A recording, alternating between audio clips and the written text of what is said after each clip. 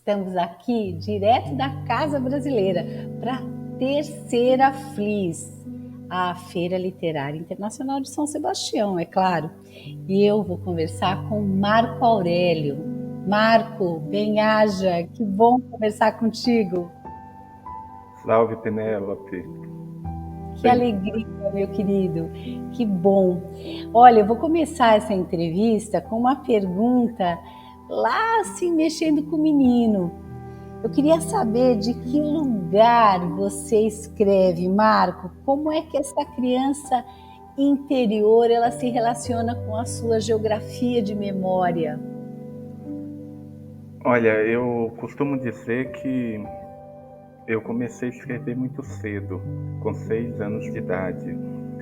E teve um determinado momento que meus pais haviam se mudado da cidade, que nós chamávamos de rua. Se mudado da Ponta da Serra, da casa em que eu nasci, a Igapoã. E eu voltei e passei um bom tempo novamente com minha avó Luzia. E ela tinha muito folhetos de cordel e uns caderninhos que eu acho que haviam pertencido a meu pai. E eu pegava esses caderninhos, pegava esses folhetos e subia no pé de umbu que ficava no fundo da casa. Então eu tenho na verdade, eu acho que eu tenho dois locais e todos dois associados ao verde, ao vegetal, à natureza, aos quais eu volto. Esse pé de umbu, que eu pusei, e um pé de framboyã, já no município de Serra do Ramalho, onde em 1986 minha família se mudou. Foi sob este pé de flamboyant que eu fiz, né? Eu já havia feito muitos, mas ainda não digo impublicáveis, mas eu os chamo de incipientes, muitos cordéis. Mas o Herói da Montanha Negra, que eu finalizei em 1987, eu fiz a sombra de um flamboyant. Então são esses locais que estão bem guardadinhos. O umbu ainda está de pé, o pé de umbu ainda está de pé. O flamboyant, infelizmente, há muito tempo foi cortado, né? Foi derrubado, mas está vivo, verde, vermelho. A flor é vermelha, né? Com suas bagens que eu usava como se fosse uma espada, ainda está bem vivo na minha imaginação. Que bonito. Então, a gente já começa esse bate-papo se sentindo um pouco parte dessa árvore ou a sombra de uma árvore. E, Marco, o que você acha que dentro dessas memórias investigativas de menino, que hoje homem, né, você revisita, o que você acha que seria pergunta disparadora ou questão assim realmente de muita profundidade que você sempre retorna a ela com relação à própria natureza ou ao bioma da sua infância, o meio ambiente em que as suas histórias nasceram? Então, eu também tenho não dois biomas, né? Porque ambos são Caatinga e Cerrado. Mas meus ambientes são a Ponta da Serra, estendendo para a cidade de Capoeira, que ficava pertinho, né? Meus pais montavam barraca na veia também. E Serra do Ramalho, que fica da banda de cá. Eu digo banda de cá porque cá estou, na Bahia, do Velho Chico. Que maravilha! Então, eu tenho dois encantados. O encantado da serra, no alto daquela serra tinha uma cruz, ainda tem, como diz o Chico, né, na música, tem ainda uma cruz que meu bisavô plantou há mais ou menos 100 anos, onde as pessoas ainda sobem em procissão toda quinta-feira santa, e da igrejinha que meu bisavô ergueu também, Ramiro, né, Major Ramiro, que foi o maior taumaturgo, o maior benzedor de todo, eu acho que de quase toda a Bahia, porque tem muitas lendas em torno dele e até hoje as pessoas dão depoimento. Eu ainda tenho que escrever sobre ele. Então tem esse encantado da serra. Todas as serras que eu de que eu ouvia falar nos contos, eu imaginava ser a serra que ficava no fundo de casa. E o outro é Encantado do Rio, do Velho Chico, onde eu estive nessa minha passagem pela Bahia.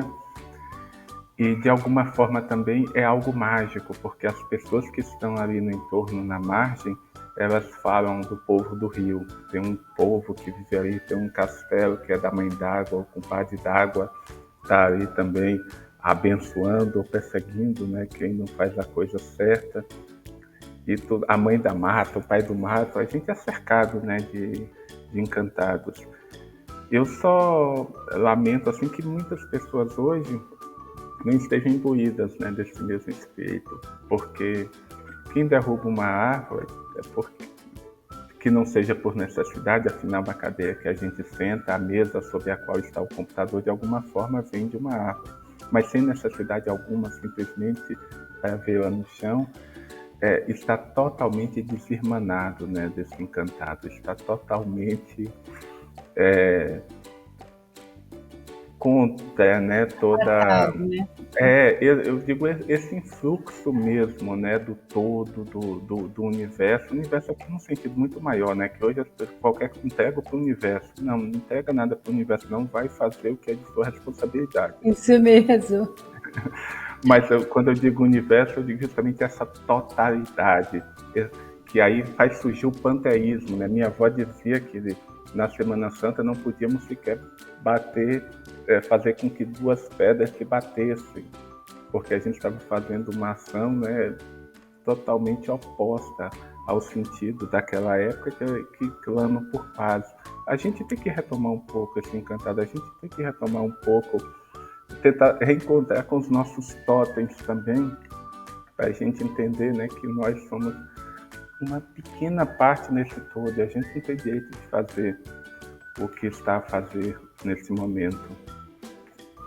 Bonita essa fala, né? Essa concepção de da gente fazer parte do todo, ela realmente é muito transformadora, né, Marco? E assim, aproveitando até essa tua fala e a magia dessa encantaria que espiritualiza a nossa vivência, né? Nossas aprendizagens também durante essa vivência. Eu queria te perguntar, assim, pensando em ambiente, natureza, em meio ambiente, preservação ambiental, essas questões que a contemporaneidade também deságua sobre as nossas cabeças, discutir desigualdade social para você, por exemplo, as violências cometidas contra as pessoas em estado de vulnerabilidade, junto com as violências étnico-raciais, as violências de gênero, as violências motivadas por quaisquer que sejam as discriminações. Você acha que discutir essas questões é algo relevante para a gente também pensar meio ambiente, natureza, preservação ambiental? Sem dúvida, eu estou numa cidade que nasceu de um assentamento, uma cidade para onde a população do entorno de onde foi construída a barragem de Sobradinho, a cidade, né, o município para onde essas pessoas foram abrigadas aí. Ninguém perguntou para elas, simplesmente foi dito: a água vem, vai inundar tudo e vocês vão ter que sair. Aqui também já havia pessoas que viviam à margem do rio e no pé da serra do Ramalho. Essas pessoas são, na maior parte, as pessoas que vivem à margem do rio, remanescentes de quilombos. Também aqui havia estabelecido há muito tempo o cacique Apolônio e sua família, Quinane, que é da nação Pancaru, e foram muito perseguidos pelas oligarquias que depois, quando se soube que aqui ia se estabelecer um projeto especial de colonização, o maior de toda a América Latina, aquela terra encantada que ficava perto da serra, que até então, onde até então eles haviam vivido em relativa paz, começou a ser cobiçada, e aí surgiu dono de todo jeito, todo mundo é dono da terra, e a mata, né, começa a ser derrubada, árvores possivelmente de centenas e centenas de anos acabar indo ao chão, só para você ter uma ideia. E aí a gente ficou sabendo também, por conhecimento, até porque é no município vizinho de Bom Jesus da Lapa, da comunidade de Rio das Rãs, uma comunidade quilombola que foi por muito tempo também ambicionada por um sujeito ligado a um deputado, e esse sujeito ele simplesmente perseguiu a comunidade, fechou o acesso ao rio São Francisco, e as pessoas que por lá passavam, isso eu soube porque a gente pegou um depoimento na própria comunidade, né, onde a gente foi, teve uma roda de capoeira, uma roda de histórias e tudo mais, e eles ficavam meses trabalhando para pagar o fato de ter pisado na terra que um dia foi deles, e que só um documento, né, acabou roubando-lhes esse direito, sem contar a violência contra a mulher, que aí vai para um aspecto, digamos assim, mais íntimo e amparado, né, nesse famigerado ditado. Às vezes a cultura popular tem umas coisas com as quais nós não podemos concordar. Briga de mulher, ninguém mete a colher. Então isso ainda viceja, infelizmente, em muito lugar. Enfim, todas essas violências, de alguma forma, é que acabam nos impulsionando, né? Fazendo com que busquemos compreender melhor o mundo no qual estamos. E aqui também, quando adolescente, eu comecei a tomar contato da existência das SEBs, porque por se tratar de um assentamento, as SEBs, as comunidades eclesiais de base, estavam aqui fazendo formação política. E as pessoas acompanhavam isso, as pessoas mais humildes possível que você pode imaginar, mas entendiam quando se falava com simplicidade. E eu conheci uma pessoa aqui, o seu Miguel Batista, que já não está mais entre nós, é um senhor que saía 30 quilômetros de bicicleta para participar de reuniões, para discutir, né, o melhor para a vida do camponês. E ele me disse uma coisa que eu nunca esqueço: esses jovens hoje são muito agoniados. Eu já sou um homem velho, eu sei que tudo aquilo que a gente faz, se a gente fizer pensando em nós mesmos, nós nunca vamos fazer nada. A gente tem que pensar nos nossos filhos e, quem sabe, nos nossos netos. O mundo melhor tem que vir para eles. A gente tem que pensar neles. Pode ser que venha para nós, mas a gente tem que pensar, antes de tudo, neles. A sabedoria, né, Marco, de se compreender também naquele todo, né, que você já veio trazendo na sua narrativa, né, o menino com a árvore, o menino sob a árvore, o menino em cima da árvore, e essa visão de mundo da gente estar sempre ligada a esse universo ao redor o tempo todo, né? O que a gente pode deixar dessa casa para as outras criaturas também que precisam dela para viver, né? Essas questões eu sei porque eu te leio, elas acompanham o seu fazer literário, elas acompanham a sua forma de pensar o mundo, elas também estão presentes para você desde o fazer literário mais natural, vamos falar em natureza, que é desse compartilhar histórias, ouvir histórias, porque a oralidade, eu acho que ela está mais no corpo do que a própria escrita, embora a escrita também requisite o corpo, né? Mas tem essa corporeidade do outro que conta história, que escuta, né? Essa presença do outro mais constante. Eu sei, acompanho a sua trajetória e eu percebo isso muito forte em você.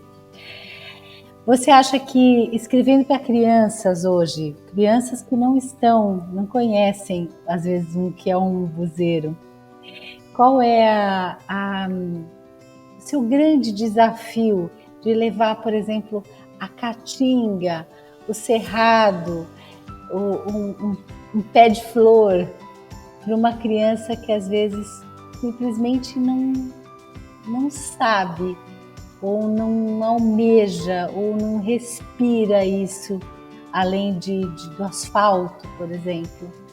O que você tenta fazer de encantaria ali? Olha, eu acho que é muito do que eu ouvi também. Por exemplo, tia Lili me contou, tia Lili é irmã do meu pai, faleceu ano passado, a única irmã do meu pai. Ela narrando o conto do velho do surrão, que é o velho do saco. E ela diz, quando ela está contando, apesar de eu saber o que é surrão, já havia fixado uma versão desse conto no Contos e Fábulas. E ela narrando, ela diz: meu filho, surrão é um saco de couro que o pessoal deixava para curtir. Ou seja, é um hiperlink no conto. Normalmente, quando as pessoas contam e quando tem algo que já não está mais em uso, está em desuso, o contador normalmente dá um jeito de interromper momentaneamente e dar essa explicação. A gente pode colocar uma notinha de rodapé ou a gente pode explicar no texto mesmo. Tem um caso muito peculiar, né, do nosso Lampião, o sonho de Lampião, em que a palavra coito, como suscita um segundo significado, necessitou de uma nota de rodapé. Só que para o sertanejo, coito e acoitar é acolher, é recolher, é guardar, é hospedar. Da hospedagem, lógico, né? Dá pouso, dá pouso. Tem lugares do Brasil que a gente vai escutar, vou dar pouso para fulano, O agasalho, né, também. Agasalho, inclusive, aqui não significa roupa. Agasalho é hospedagem. Então, quando hospedagem, recebeu o agasalho, foi hospedado. Que está nos contos também, nos contos que eu recolho. Eu acho que talvez seja essa uma das grandes maravilhas da literatura escrita, né? É levar nesse registro da palavra uma possibilidade de, como você disse modernamente, de hiperlink para que a gente repense, inclusive, a nossa linguagem, o nosso lugar, né? O que a gente usa para se comunicar, que é diferente do outro, porque esse palavreado ele também se relaciona com o nosso meio, né? Com o nosso bioma, inclusive social.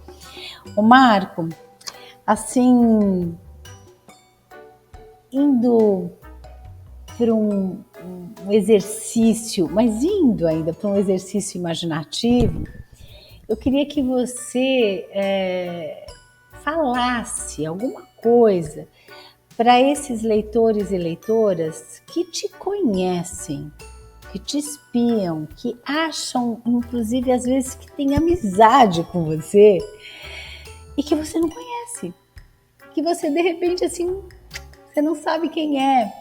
O que você falaria para essa pessoa que lê você, que lê as suas histórias de infância, que lê as suas histórias de menino, de moço, as histórias que você viveu, as que você imaginou e que você não conhece, mas que de certa forma te conhecem tão bem?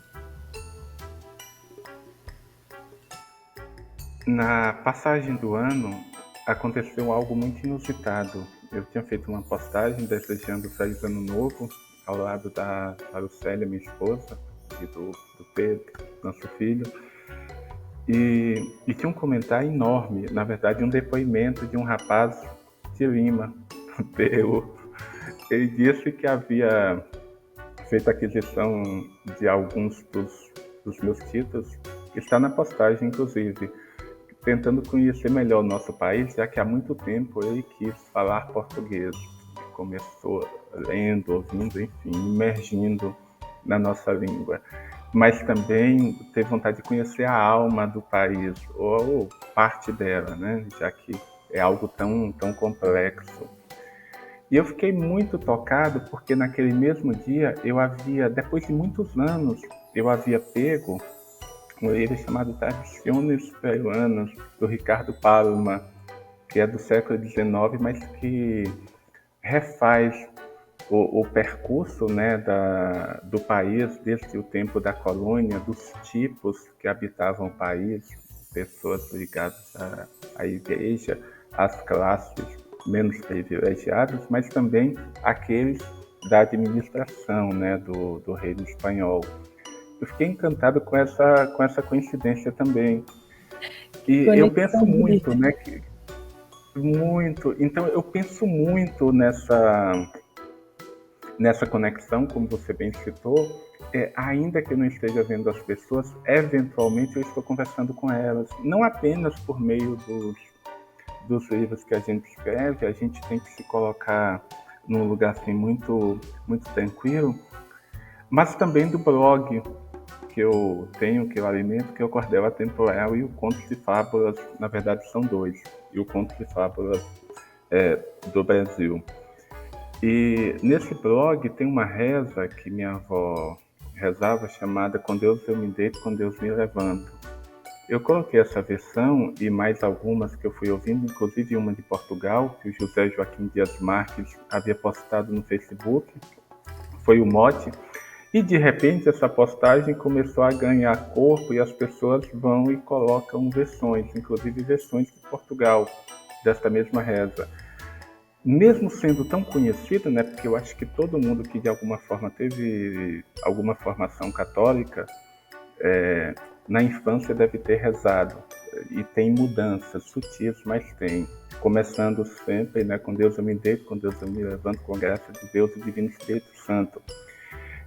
E versões e versões e versões a perder de vista nos comentários logo abaixo. E quando eu me dei conta, essa postagem assim, você joga no Google, é aquela que está no topo.